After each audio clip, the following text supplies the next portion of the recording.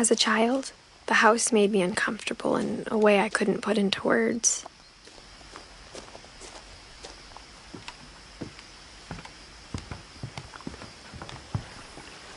I asked Edie once about the dragon in the pond. She said it had killed her husband. I was 6.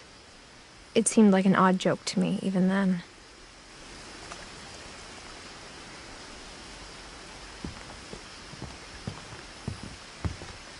Now, as a 17-year-old, I knew exactly what those words were. I was afraid of the house.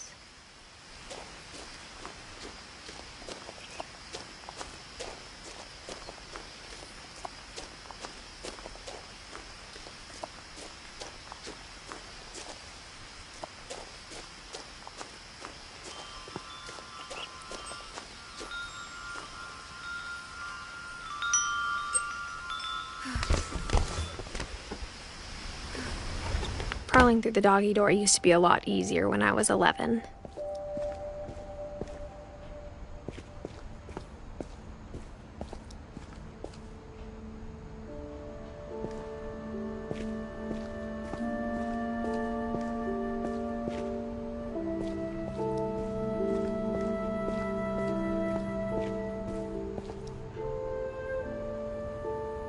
The power had been turned off the night we left.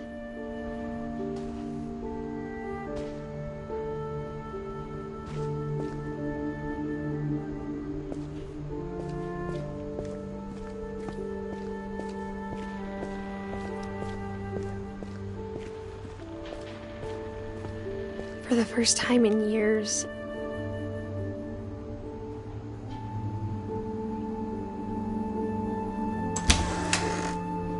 I felt like I was home.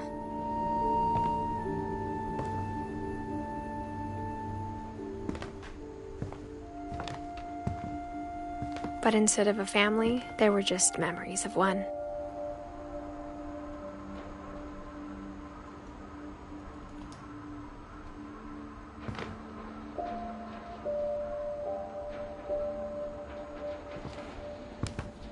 Like how after Louis started working at the cannery, we all got sick of eating salmon. Except our cat, Molly.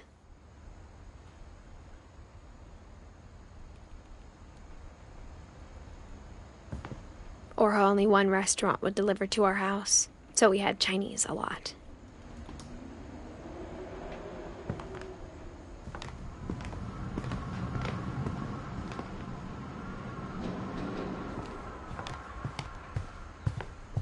The table was still a wreck from the night we left.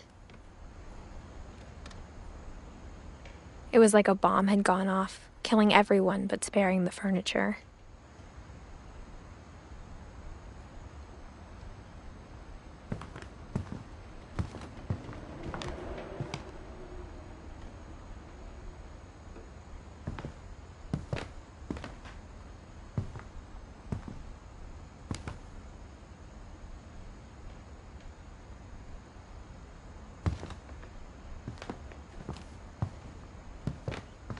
Nothing in the house looked abnormal.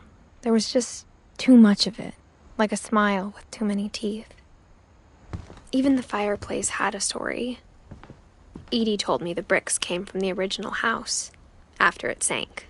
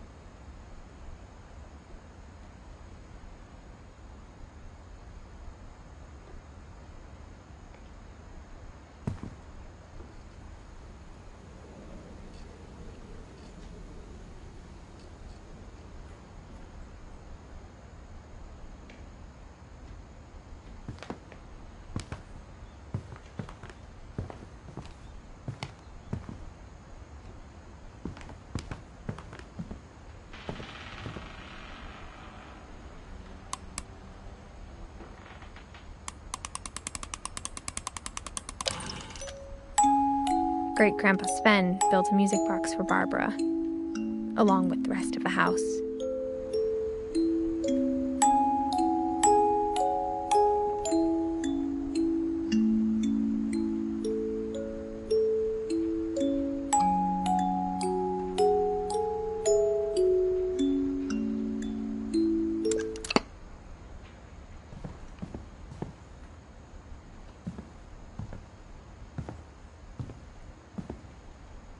A lot of things got left behind in the whirlwind of that last night.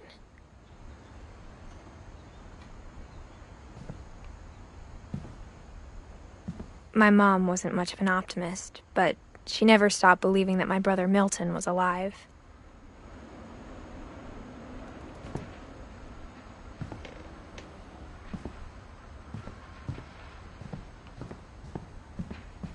Mom always told me to stay out of the basement, so I wasn't too surprised when the key didn't fit.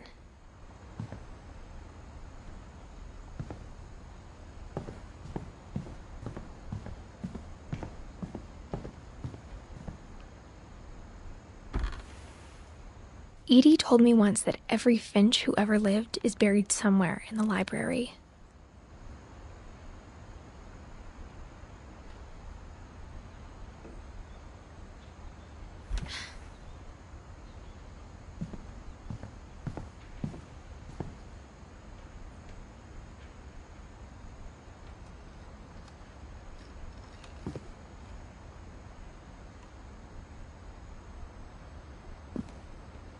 After Milton disappeared, Mom sealed up all the bedrooms. Then Edie retaliated and drilled peepholes.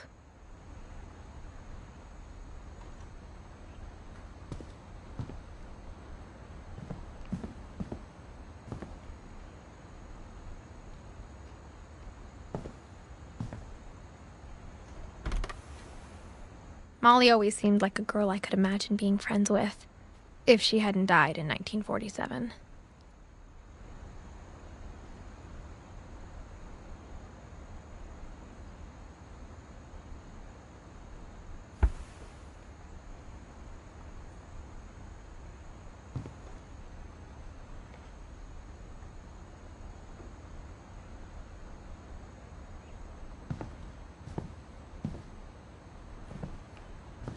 I spent a lot of time playing in Great Uncle Walter's room. I think my mom sometimes regretted not sealing it up.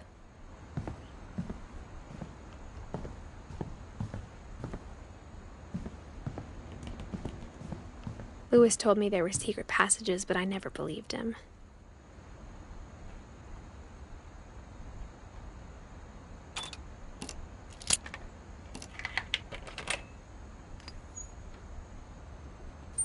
Turns out, my mom was really good at keeping secrets.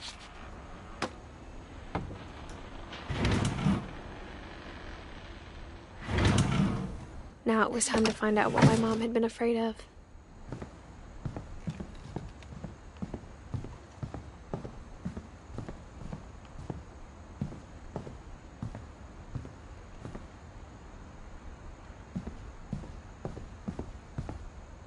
Edie's father, Odin, built the original house.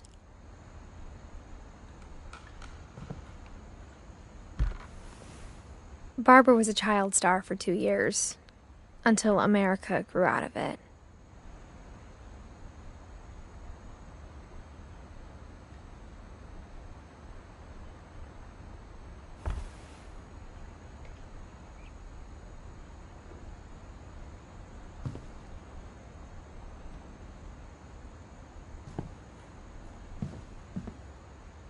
Whenever people ask me about my family, the first thing they always want to know about is Barbara.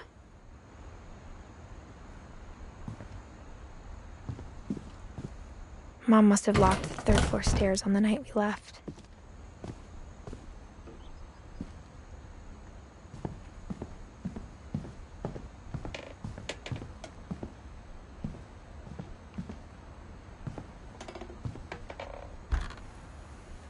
The last time I was in Edith Sr.'s room, I was 10 and she was painting my portrait.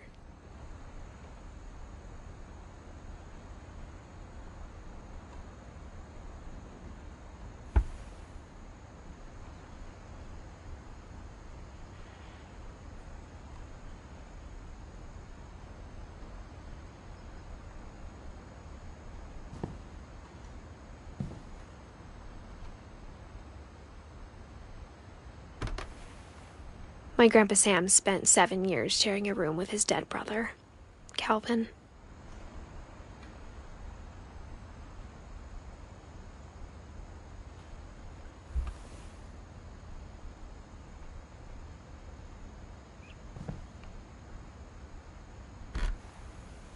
As a kid, I just assumed every house had peepholes and sealed rooms you weren't allowed inside of.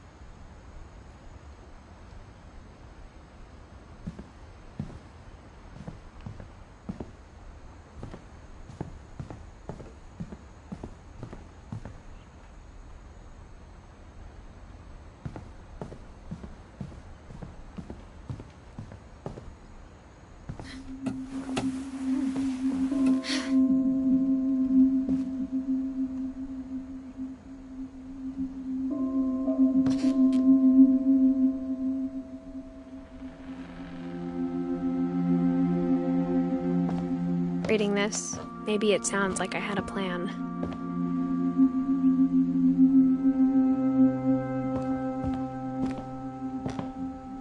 But I had no idea what was behind that door.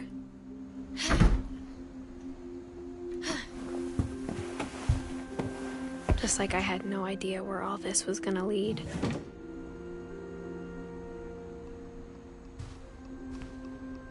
I grew up looking at Molly's room through the peephole.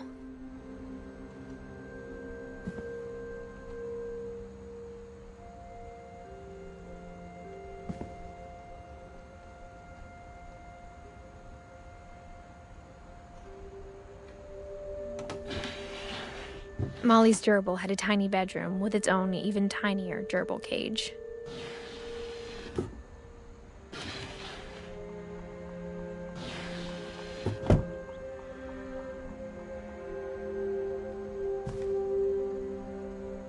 Being inside for the first time, I felt like I'd stepped behind a painting.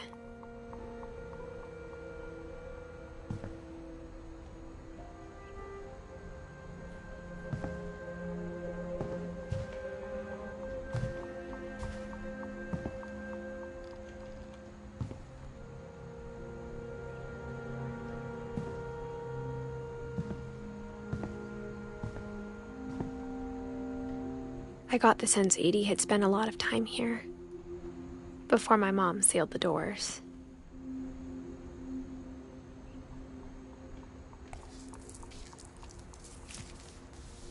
December 13th, 1947. Dear Diary, I'll be gone soon, but I wanted to tell somebody about what's gonna happen.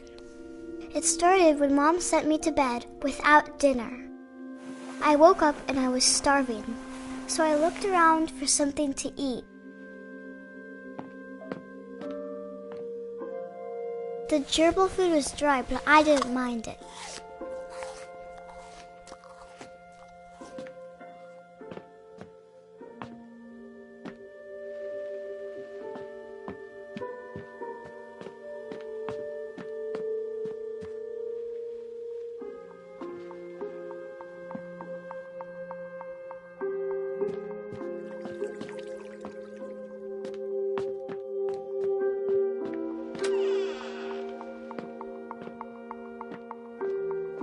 I kept eating and eating.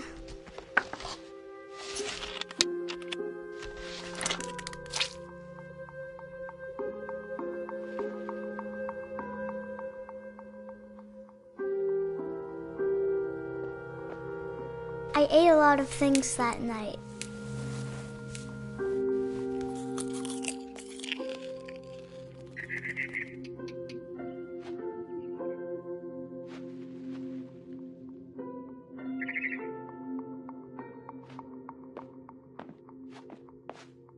Then I heard chirping outside my window.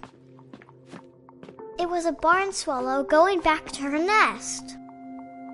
I reached out for her.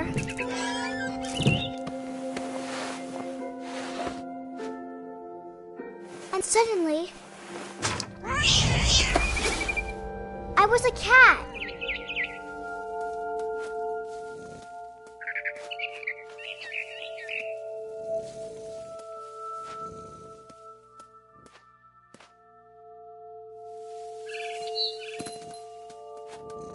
I tried to be quiet, but the bird was really scared.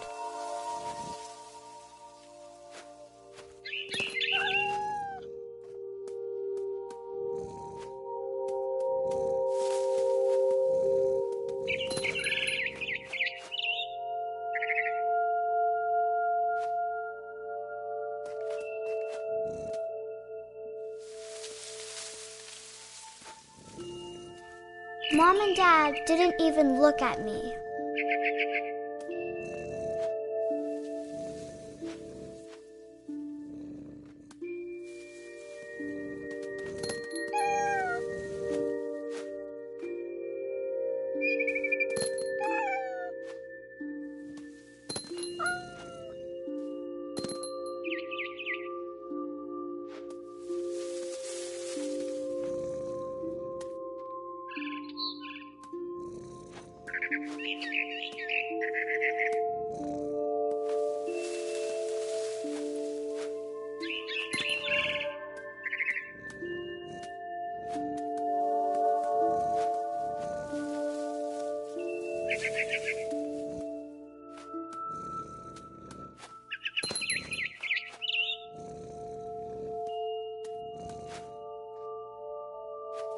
I jumped and I almost got her.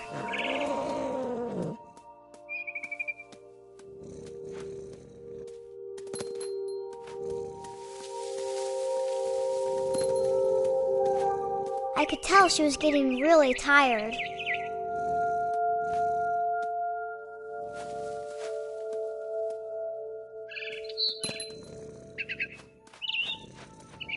Now I was up in the big tree. I promised Dad I wouldn't climb it anymore. All I cared about was eating that mama bird.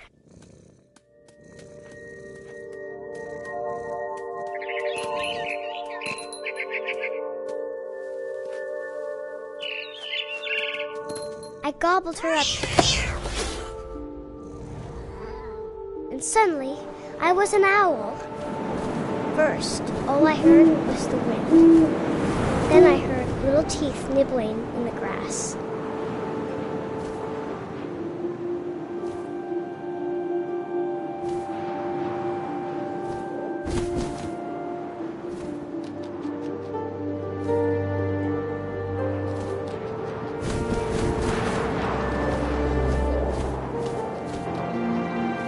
Rabbits.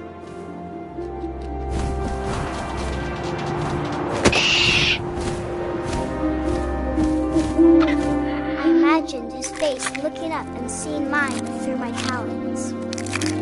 I swallowed him up, and I didn't chew one bit. Then I flew off to find something bigger.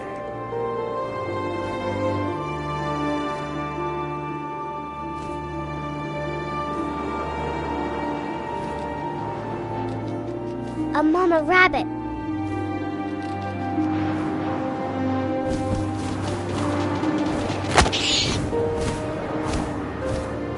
She was almost too big to carry. I started choking, but I couldn't stop eating. But suddenly, I was a shark.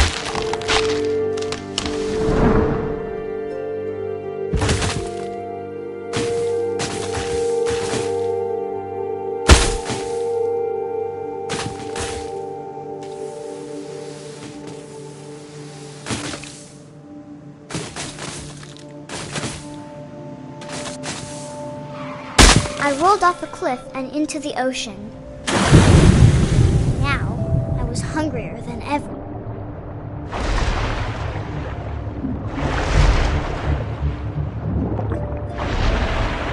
I wanted fat, juicy seals.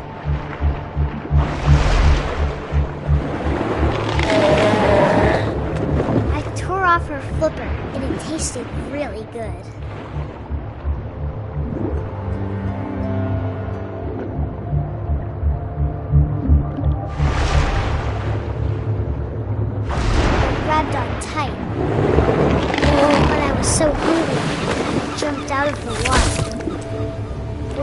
opened my eyes, everything had changed.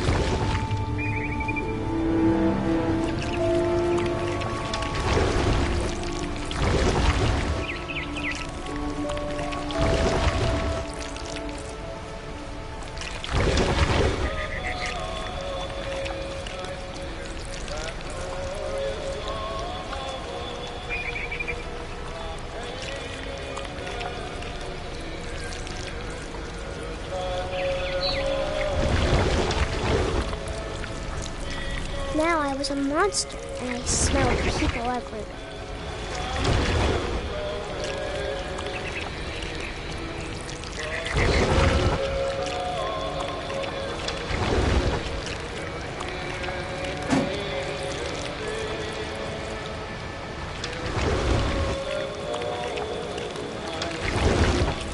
I was big, but I moved real quiet.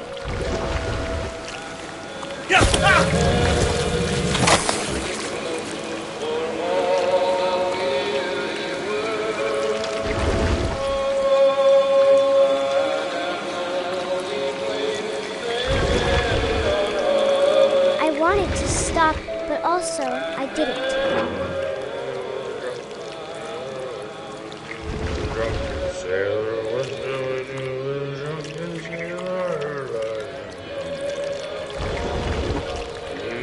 Belly with a rust.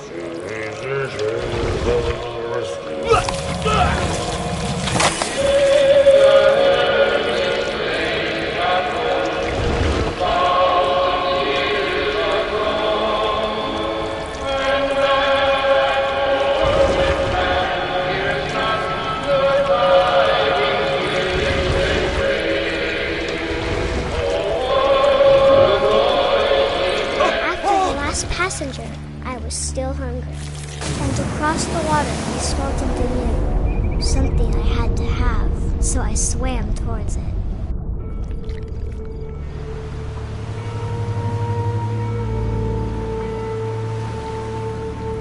I slithered onto the sand, and the good smell went into an old pipe.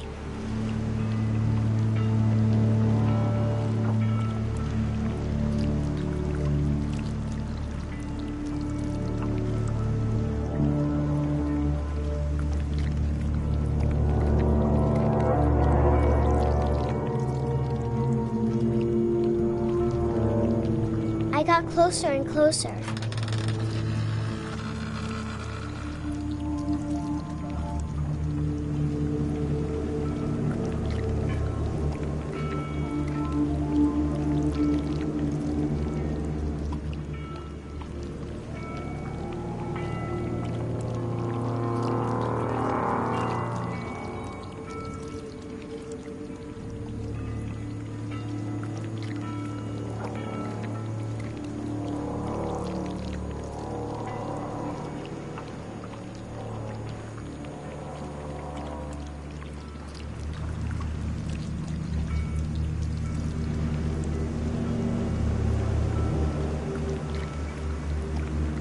All my stomach started growling.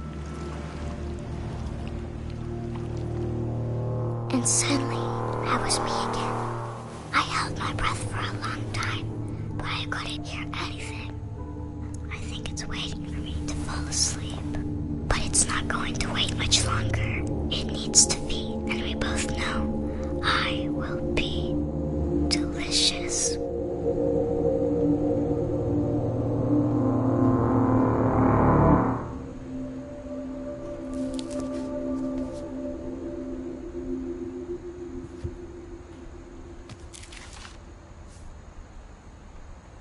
I'm not sure if I believed all of that, but I'm sure Edie would have.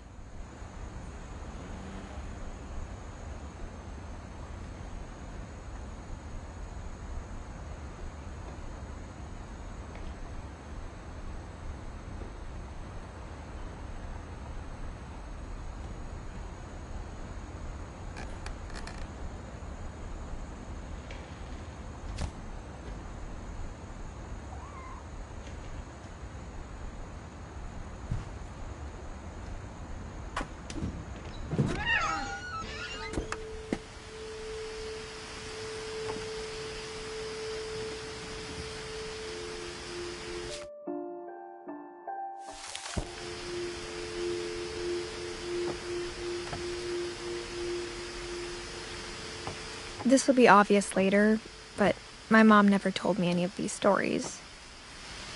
Edie would have, but Mom didn't like bringing up the past. Though, when we adopted a stray kitten, she was the one who named it Molly.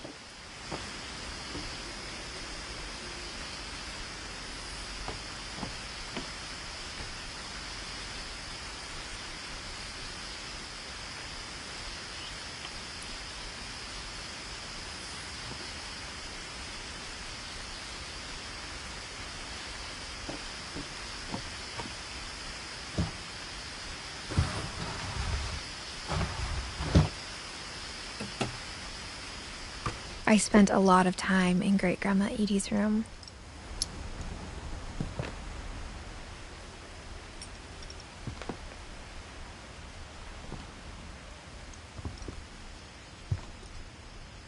When Edie told people Sven was killed by a dragon, she could also have said he was building a dragon-shaped slide that collapsed. She could have, but she didn't.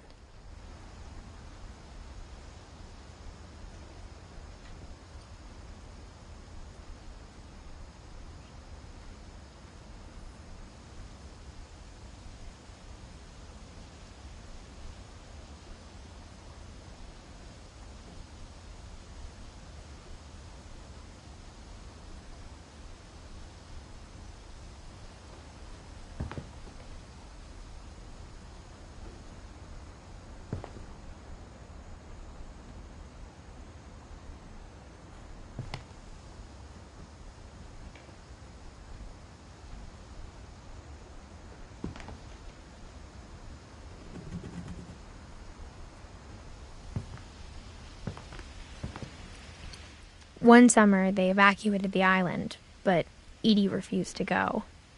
For a few weeks, she was a celebrity.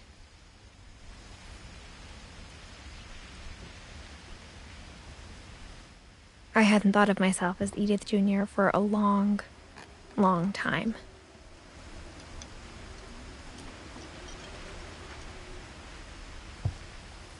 Edie gave a big interview about a mole man living under the Finch house. My mom was furious.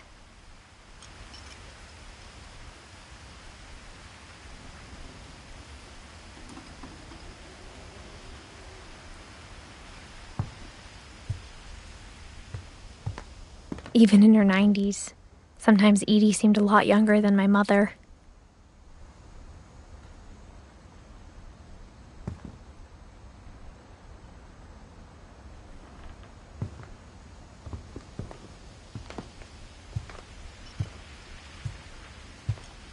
Louis died a week before we left, but Edie had already started to memorialize him.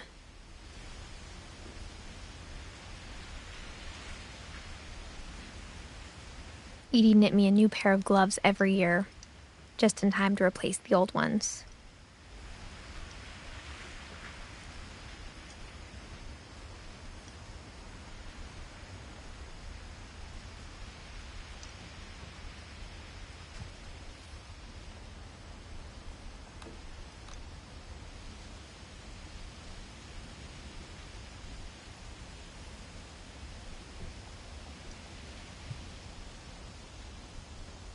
Her room was like a museum.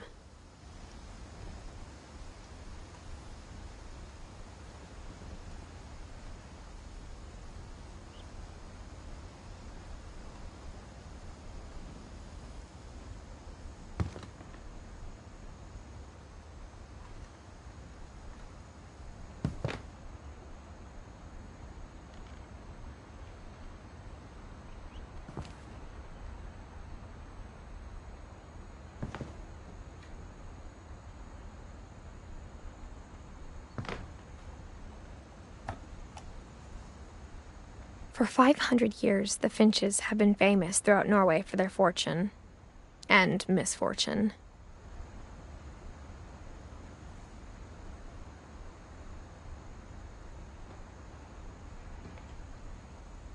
Odin Finch buries the latest victims of the family curse, his wife Ingeborg and their newborn son, Johan.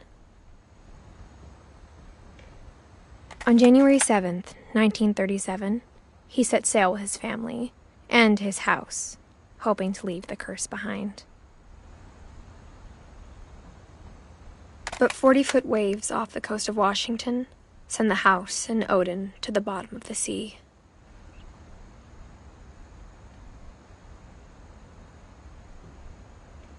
Odin's daughter Edith, with husband Sven and baby Molly, step ashore on their new home, Orcas Island.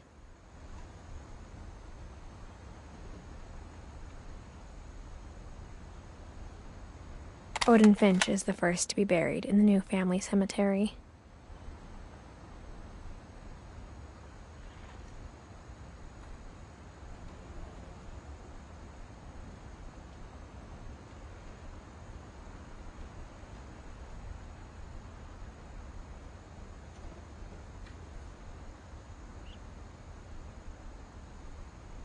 His daughter Edie is already dreaming of a new Finch house.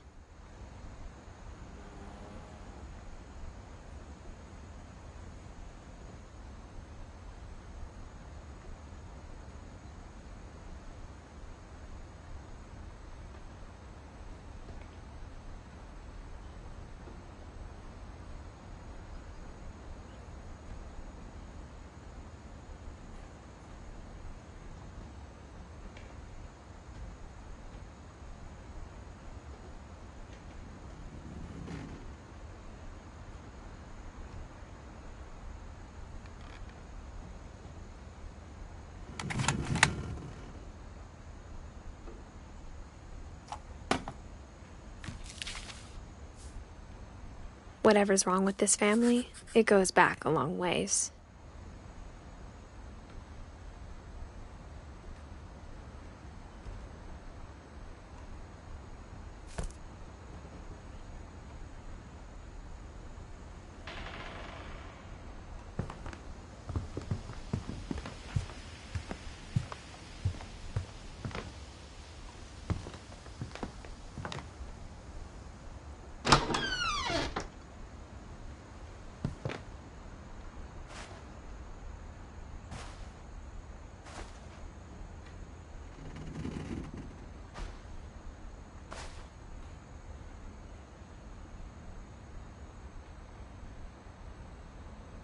The only trace Grandpa Sam's first wife, Kay, left on the house was the pink bathroom.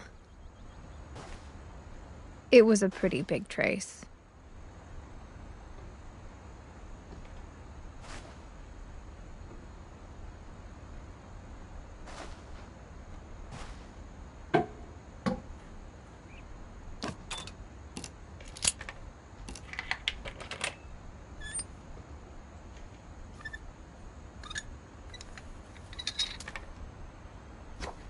There's a secret in this bathroom.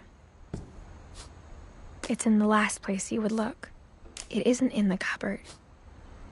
It's hidden in this book.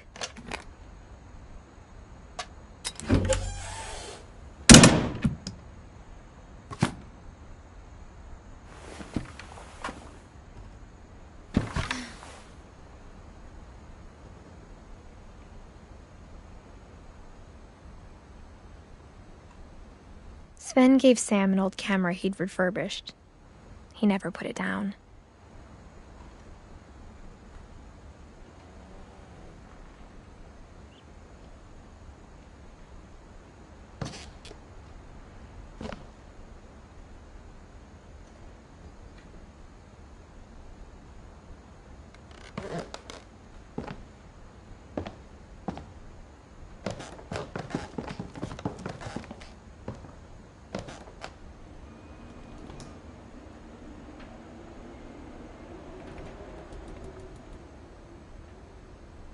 From the paintings on the wall, it was clear my brother Milton had been here before me.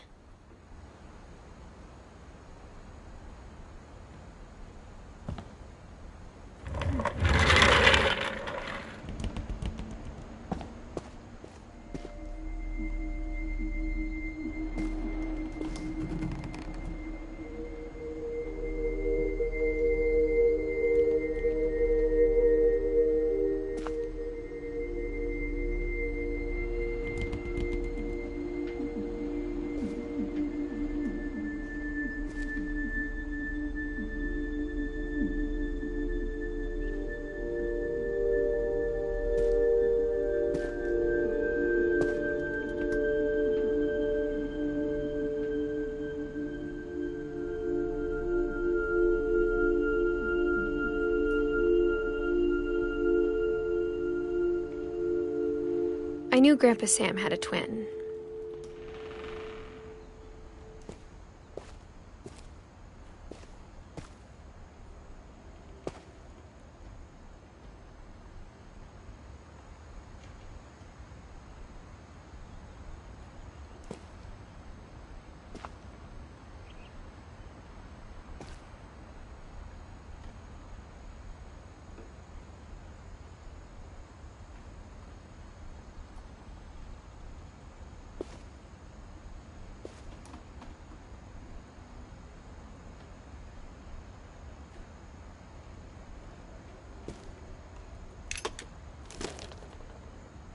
And that he never talked about him.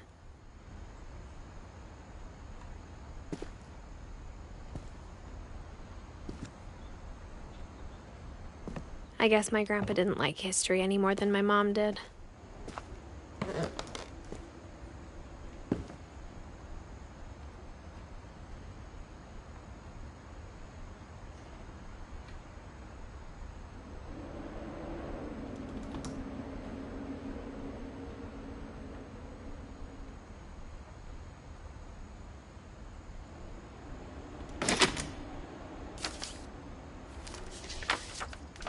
How I Want to Remember My Brother by Sam Finch.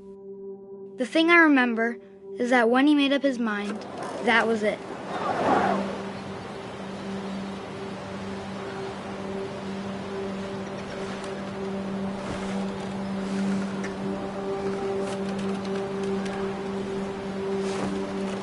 My brother said he'd die before he ate another mushroom, and he did.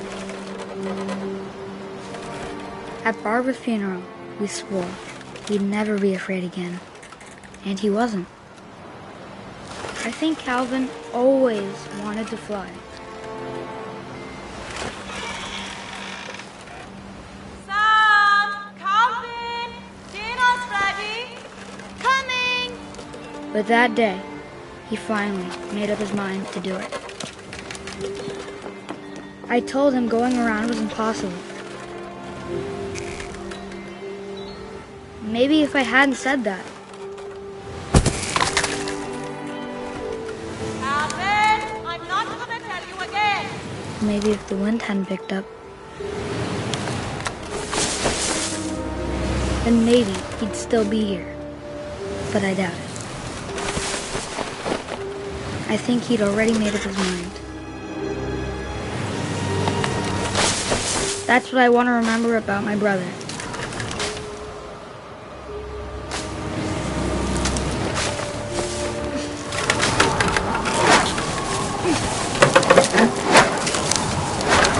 The day he made up his mind to fly. And he did.